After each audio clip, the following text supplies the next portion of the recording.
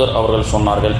முந்தா நாளிலிருந்து நேற்றிலிருந்து புத்தாண்டை துவங்கிய மக்கள் நேற்றைய தினம் ஒரு கட்டுரையை இது படித்தேன்.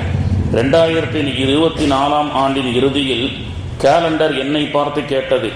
2024 இறுதியில் கேலண்டர் என்னை பார்த்து கேட்டது, என்னை தவிர வேற என்ன நீ கிழித்தாய், என்ன தவிர இந்த வருஷத்துல நீ என்னத்தை கிழிச்ச அப்படின்னு சொல்லி. அப்புறம் கேலண்டர் சொன்னது, கிழிக்கப்படுவது என்னுடைய தாள்கள் மட்டுமல்ல, உன்னுடைய வாழ்நாளும் கழிக்கப்பட்டு கொண்டிருக்கிறது அப்படின்னு சொல்லப்படுகிறது.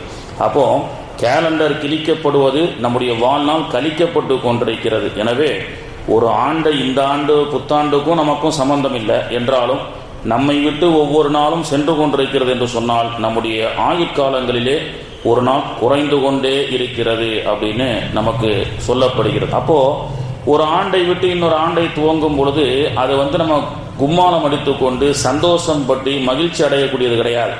நம்முடைய ஆயுட்காலங்களில் ஒரு வருஷம் அல்லாஹ் எக்ஸ்ட்ரா கொடுக்குறான். நம்முடைய வாழ்க்கை ஒவ்வொரு நாளாக கழிந்து கொண்டிருக்கிறது.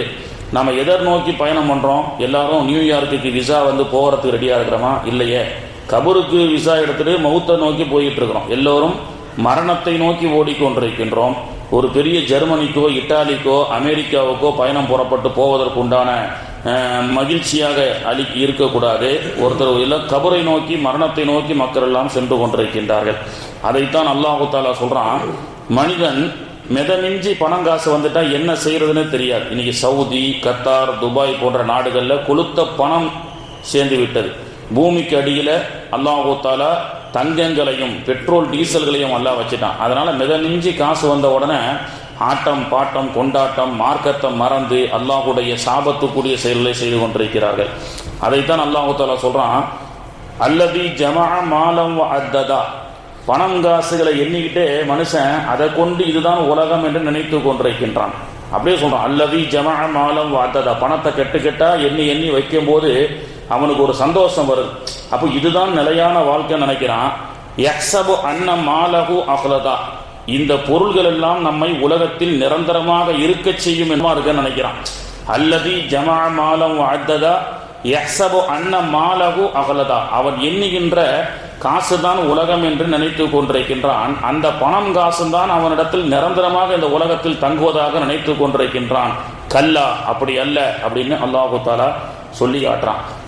அப்போ சகோதரர்களே, முந்திய உம்மத்தில் கூட 200 ஆண்டுகள் 300 ஆண்டுகள் ஆயுட்காலங்களை அல்லாஹு தாலா பரக்கத்தா கொடுத்தான். ஆனால் இந்த சமூகத்துக்கு 60க்கும் 70க்கும் இடைப்பட்ட வாழ்க்கையைத்தான் அல்லாஹு தாலா கொடுக்கின்றான் என்று அல்லாஹுடைய தூதர் நமக்கு சொல்லி காட்டுகின்றார்கள். மூசா அலைஹிஸ்ஸலாம் ஒரு ஊருக்கு பயணம் போகும்போது ஒரு மௌத்து வீடு, ஒரு வயசான மூதாட்டி தன்னுடைய பேரன் இறந்ததற்காக அழுதுகிட்டு இருந்தது. மூசா அலைஹிஸ்ஸலாம் போய், அம்மா கவலைப்படாதீங்க, பொறுமை சபுர் செய்யுங்க அப்படின்னு. என்ன மூசாவே, சின்ன வயசு, என் பேரப்புள்ள வாழ வேண்டிய வயசு, மௌத்தாய் போயிட்டானே அப்படின்னு அந்த அம்மா ரொம்ப புலம்பி அழுகுது. அப்போது அந்த அம்மாவிடத்துல மூசா அலைஹிஸ்ஸலாம் கேட்டாங்க, பாட்டியே மூதாட்டியே, இறந்து போனால் உன்னுடைய பேரனுக்கு என்ன வயசு இருக்கும்? அட ஒன்றும் பெரிய வயசு இல்லை மூசாவே, அல்ப வயசில் போயிட்டா, ரொம்ப சின்ன வயசு, ரொம்ப வருஷம் ரொம்ப உலகத்தில் எதுவுமே அனுபவிக்கல. சரிம்மா என்ன வயசுமாகுது? 120 வயசு தான் ஆகுது என் பேரனுக்குன்னு. அப்போ அந்த அம்மாவுக்கு 350-400 வயசு இருக்கும். ஏன்னா அந்த காலத்தில் ஆயிலை அல்லாஹு தாலா ஆதம் அலைஹிஸ்ஸலாம் 1000 வருஷம் வாழ்ந்தாங்க. மூசா அலைஹிஸ்ஸலாம் 300 சில்லற வருஷம் வாழ்ந்தாங்க. நூஹ் அலைஹிஸ்ஸலாம் 950 ஆண்டுகள் மக்களிடத்துல தாவா பணி செஞ்சாங்க அப்படின்னு வருது. அப்போ இந்த மாதிரி வாழக்கூடிய மக்களா இருந்தா, ஆயுட்காலங்களா இருந்தா பரவாயில்ல. ஆனா எந்த நேரம் என்ன நடக்கும்னு தெரியாத, நோ கேரண்டி நோ வேரண்டியான இந்த வாழ்க்கையை இந்த மனிதனுக்கு அல்லாஹ் தஆலா கொடுத்திருக்கின்ற காரணத்தினால்தான் அல்லாஹ்வுடைய தூதர் அவர்கள் 2 மாதங்கள் கழித்து வரக்கூடிய ரமலான் நாம் அடைந்து விடுவோம் என்று ஆணவத்தில் இருக்காதே, ஆசை கொள், அல்லாஹ்விடத்தில் துஆ செய். அல்லாஹும்ம பாரிக் லனா ஃபீ ரஜபின் வ ஷஅபான், இறைவா ரஜபிலும் ஷஅபானிலும் பரக்கத் செய்வாயாக, ரமலானை எங்களுக்கு எத்தி வைப்பாயாக அப்படின்னு துஆ செய்ய சொன்னாங்க. இறைவா ரஜபிலையோ ஷஅபான்லையோ என்னுடைய ஆயுளை குறைக்கிறதுன்னு நினைச்சா எனக்கு தயவு செய்து இன்னொரு வாரம் எக்ஸ்ட்ரா கொடு அப்படின்னு அல்லாஹ்விடத்தில் இன்னொரு மாசம் எக்ஸ்ட்ரா கொடு, அது ரமலானை அடையக்கூடிய பாக்கியத்தை கொடு அப்படின்னு அல்லாஹ்வுடைய தூதர் அவர்கள் ரமலானை பற்றி முன்கூட்டியே 2 மாசம் ரஜபு துவங்கும் பொழுதே பெருமானார் அவர்கள் ரமலானுக்கு உண்டான பிளான் பண்ணுங்க, ரமலான்ல அமல் செய்ய தயாராகுங்க, ரஜபிலேயே அல்லாஹ்விடத்தில் துஆ செய்யுங்க.